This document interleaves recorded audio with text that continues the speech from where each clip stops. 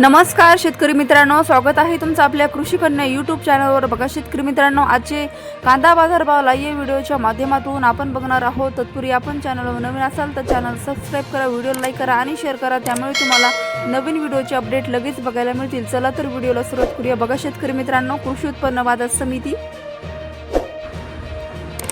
Kolhapur आवकाले 4980 quintal, किमान दर 500 रुपये, कमाल दर 2200 रुपये, सर्वसाधारण दर 1200 रुपये। पुढील बाजार अकोला आवकाले 183 क्विंटल, किमान दर 400 रुपये, कमाल दर 1300 रुपये, सर्वसाधारण दर 800 रुपये। पुढील बाजार छत्रपती संभाजीनगर आवक आलेली आहे 5144 क्विंटल, किमान दर 200 रुपये, कमाल दर 900 रुपये, सर्वसाधारण दर 550 रुपये।